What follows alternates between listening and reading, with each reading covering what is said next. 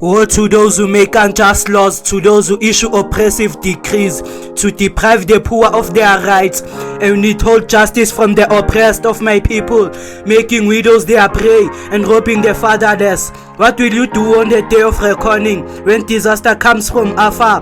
To whom will you run for help? Where will you leave your riches? Nothing will remain but to cringe among the captives or fall among the slain.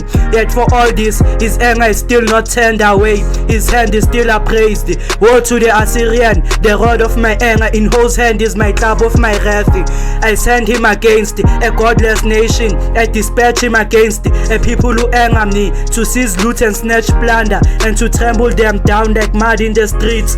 But this is not what he intends, this is not what he has in mind. His purpose is to destroy, to put an end to many nations.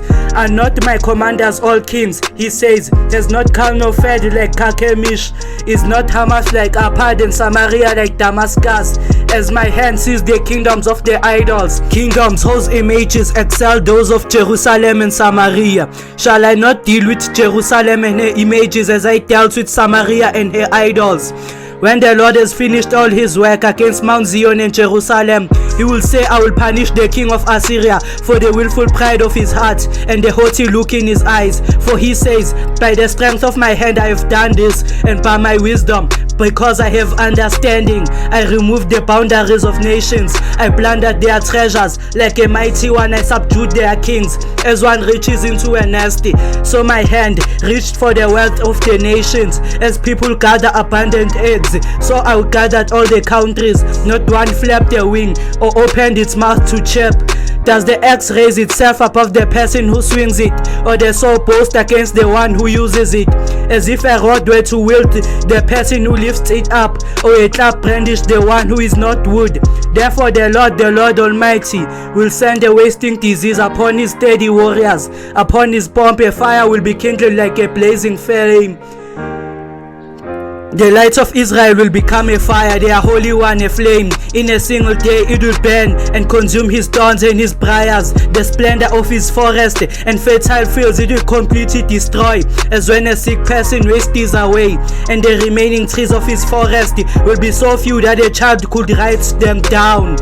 In that day, the remnant of Israel, the survivors of Jacob, will no longer rely on him who struck them down, but will truly rely on the Lord, the Holy One of Israel. A remnant will return, a remnant of Jacob will return to the mighty God. Though your people will be like the sand by the sea, Israel only a remnant will return. Destruction has been decreed, overwhelming the unrighteous. The Lord Almighty will carry out the destruction decreed upon the whole land. Therefore this is what the Lord Almighty says. My people who live in Zion, do not be afraid of the Assyrians who beat you up with a rod and lift up a club against you as Egypt did. Very soon my anger against you will end, and my wrath will be directed to their destruction. The Lord Almighty will lash them with a whip, as when he struck down Midian at the rock of Oreb, and he will raise his staff over the waters as he did in Egypt. In that day their burden will be lifted from your shoulders, their yoke from your neck. The yoke will be broken because you have grown so fat. Then enter Ayath. They pass through Bikron, they store supplies at Mikmash. They go over the pass and say, we will camp overnight at Geba. Ramah trembles, Gibeah of Saul flees. Cry out, daughter Galim. Listen, Lisha, poor Anatoth. Madmena is in flight. The people of Kevim take cover. This day they will halt at Nob. They will shake their fists at the mount of daughter Zion, at the hill of Jerusalem. See, the Lord Almighty will lop off the boughs with great power. The lofty trees will be felled, the tall ones will be brought low. He will cut down the forest thickets with an axe. Lebanon will fall before the mighty one.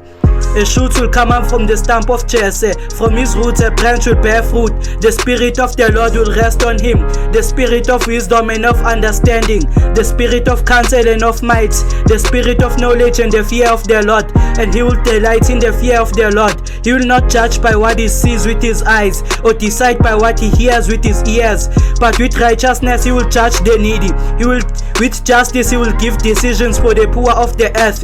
He will strike the earth with the rod of his mouth. mouth, with the breath of his lips, he will slay the wicked. Righteousness will be his belt, and faithfulness the sash around his waist. The wolf will live with the lamb, the leopard will lie down with the goats, the calf and the lion and the yearling together, and a little child will lead them. The cow will feed with the bear, the young will lie down together, and the lion will eat straw like the ox. The infant will play near the cobra's den. The young child will put its hand into the viper's nest. They will neither harm nor destroy on all my holy mountain, for the earth will be filled with knowledge of the Lord as the waters cover the sea. In that day the root of Jesse will stand as a banner for the peoples. The nations will rally to him, and his resting place will be glorious. In that day the Lord will reach out his hand a second time to reclaim the surviving remnant of his people from Assyria, from Lower Egypt, from Upper Egypt, from Cush, from Elam, from Babylonia, from Hamath, and from the islands of the Mediterranean. He will raise a banner for the nations and gather the exiles of Israel. He will assemble the scattered people of Judah from the four quarters of the earth. Ephraim's jealousy will vanish, and Judah's enemies will be destroyed. Ephraim will not be jealous of Judah, nor Judah hostile toward Ephraim. They will swoop down on the slopes of Philistia to the west. Together they will plunder the people to the east. They will subdue Edom and Moab, and the Ammonites will be subject to them. The Lord will dry up the gulf of the Egyptian sea with a scorching wind. He will sweep his hand over the Euphrates River.